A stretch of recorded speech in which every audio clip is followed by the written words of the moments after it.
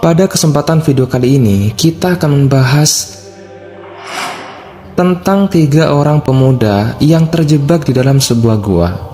Yang gua tersebut ditutup oleh Allah Subhanahu wa Ta'ala dengan sebuah batu yang besar, hingga pada akhirnya mereka ini terkurung di dalamnya dan tak ada seorang pun dari mereka yang sanggup untuk menggeser batu besar itu. Bagaimanakah kisahnya hingga mereka ini bisa keluar dari sana? Di video kali ini, kita akan bercerita tentang kisah Ashabul Ghar.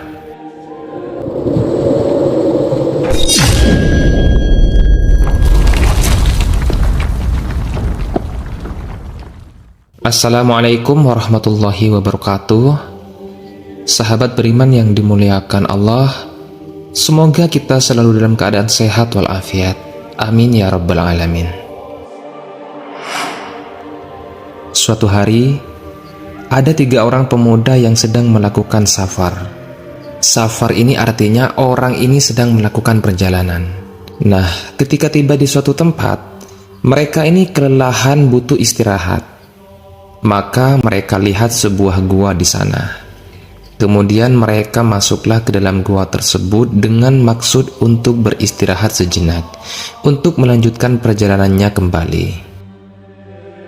Nah, setelah mereka ini ada di dalam gua tersebut, atas izin Allah Subhanahu wa Ta'ala, gua ini pun tertutup.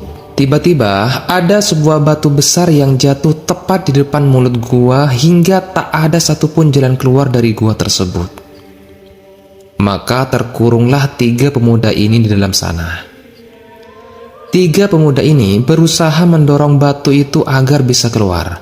Namun karena besarnya ukuran batu itu, tak sedikit pun batu itu bergeser, walaupun sudah 3 orang yang mendorongnya. Maka mulailah ketiga orang ini pasrah karena bingung. Bisa saja mereka ini mati kelaparan di dalam gua itu, karena tidak ada makanan apalagi minuman.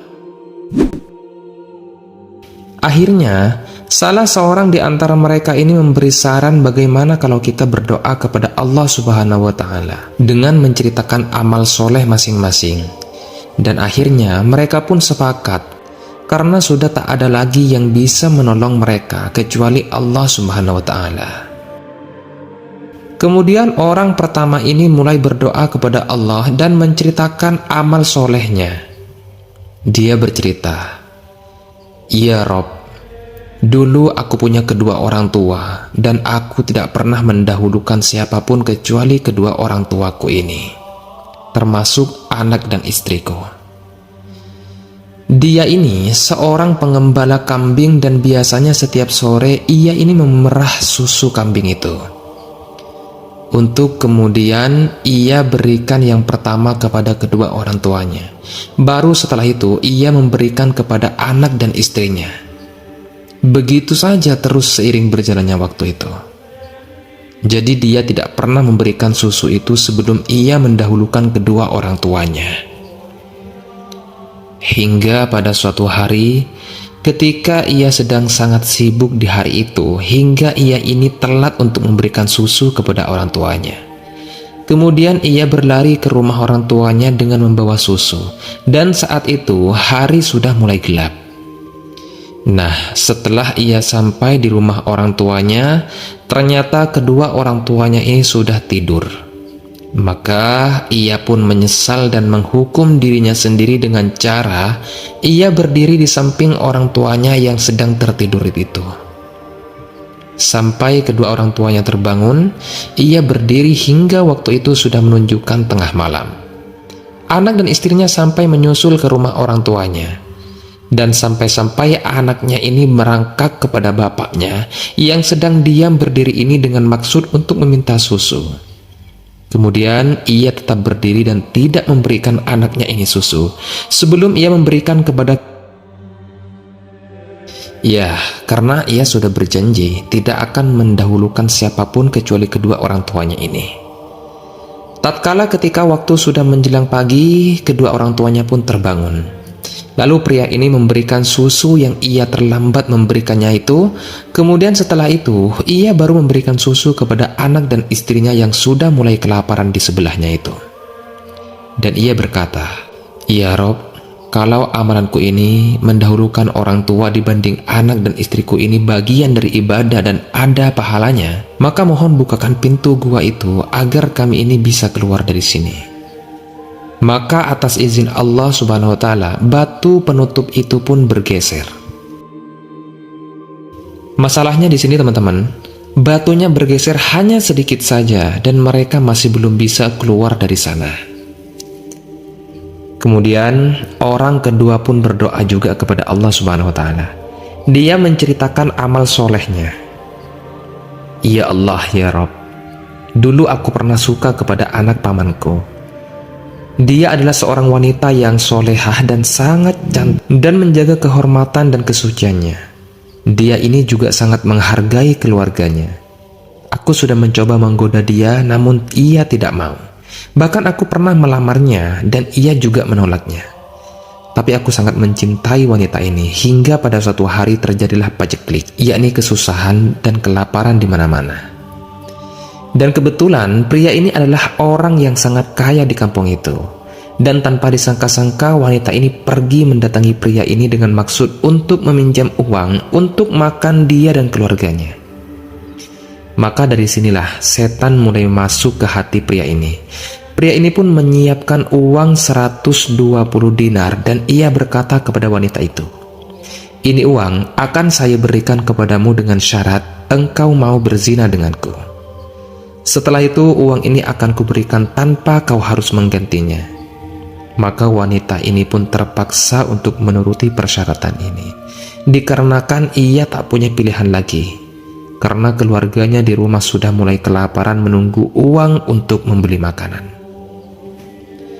Akhirnya, malam itu ketika hendak terjadi perzinahan, wanita ini mengingatkan kepada laki-laki itu dan berkata, "Ittaqullaha hayya fulan." Bertakwalah kau kepada Allah wahai fulan. Setelah itu si pria pun kaget dan takut. Maka diusirnya wanita ini dan diberikannya uang 120 dinar tadi tanpa harus diganti.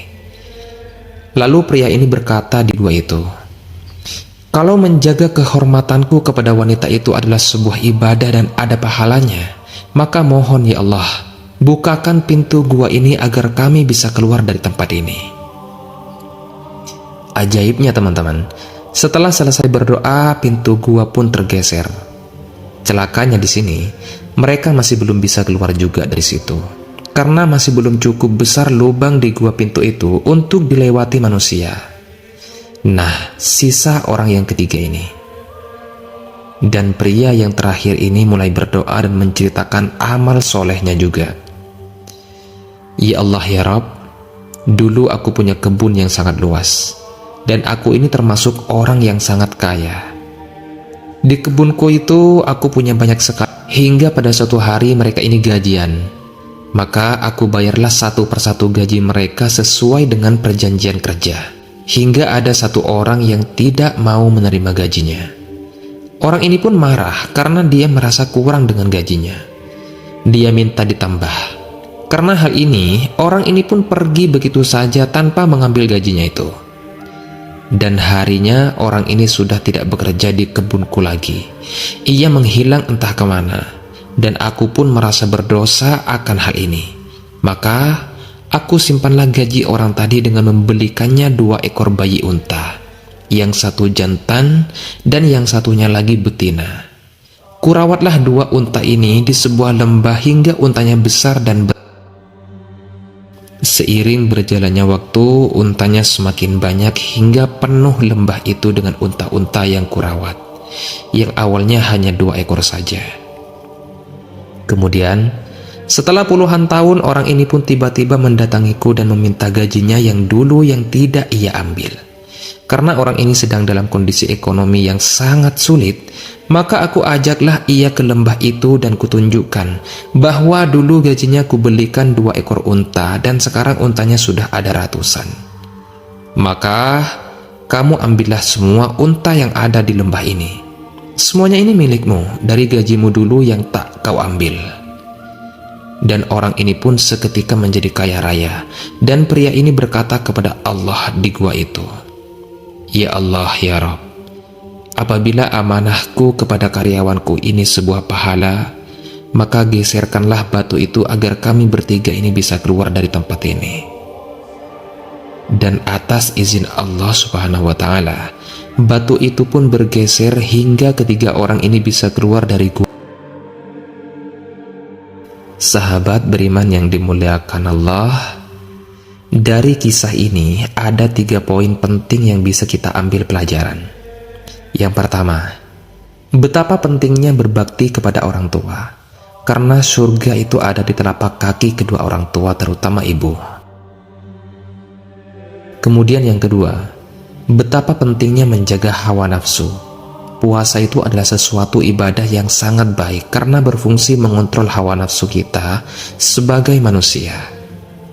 Kemudian yang terakhir, yang ketiga, betapa pentingnya menjaga amanah.